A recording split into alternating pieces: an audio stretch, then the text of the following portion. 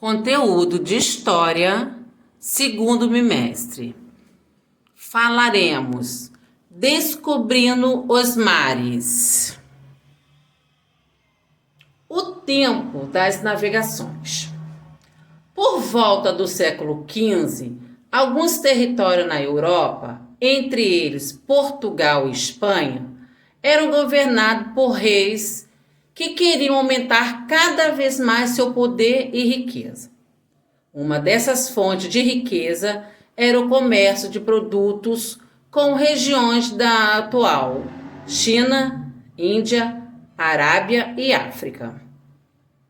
A porcelana e a seda, os perfumes, os tapetes e, sobretudo, as famosas especiarias como pimenta, cravos, canela, oréganos e muitos outros.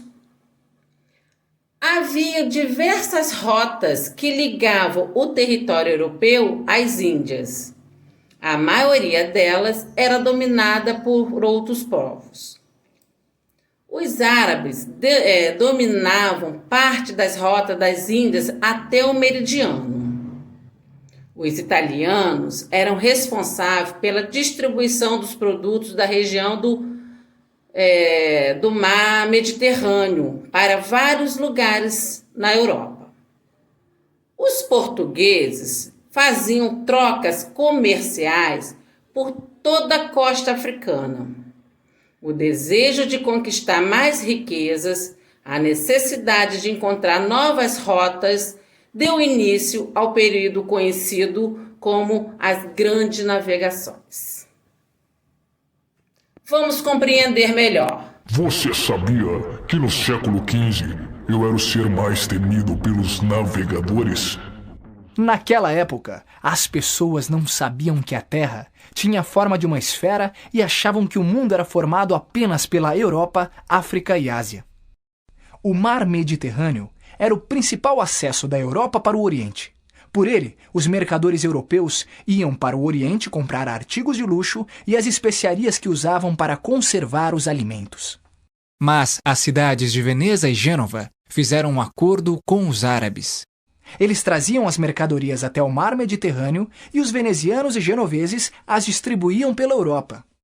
Com o controle do comércio no Mediterrâneo, essas duas cidades italianas passaram a cobrar preços muito altos pelas mercadorias. A economia de Portugal dependia desse comércio, e por isso foi muito prejudicada pelo monopólio italiano. Em 1453, ocorreu outro problema. O Império Otomano tomou Constantinopla e fechou a passagem pelo Bósforo, proibindo o acesso à Índia e à China. Diante desta situação, os portugueses precisavam encontrar uma rota alternativa para o Oriente, que não passasse pelo Mediterrâneo. Portugal é o ponto mais ocidental da Europa. Seu litoral é banhado pelo Oceano Atlântico e situa-se bem próximo do continente africano. Além dessas condições favoráveis, Portugal passou a assimilar os conhecimentos de outros povos e aplicá-los na busca de novas rotas marítimas. Muitas invenções de povos antigos, aprimoradas pelos árabes, foram apropriadas pelos portugueses. A bússola, o astrolábio, o quadrante, a balestilha, a ampulheta e as velas latinas. Aprenderam também com os árabes a elaborar cartas náuticas e a utilizar as técnicas de carpintaria naval. As caravelas foram a grande invenção portuguesa. Relativamente pequenas, leves e ágeis, as caravelas eram ideais para a navegação costeira. Eram dotadas de velas triangulares, que possibilitavam navegar contra o vento e desviar de obstáculos. Em caso de ataque, mudavam o curso rapidamente e podiam entrar com facilidade em rios e estuários, manobrar em águas rasas, contornar arrecifes e bancos de areia. Esta versatilidade deu às caravelas grande vantagem sobre os pesados navios mercantes usados no Mediterrâneo. Com toda essa tecnologia, os portugueses lançaram-se na procura de um caminho para o Oriente, contornando a costa da África. Durante quase todo o século XIV, Portugal tentou contornar o sul da África. Nessas explorações, os portugueses adquiriram uma grande experiência marítima e conquistaram vários pontos na costa ocidental da África, onde estabeleceram feitorias.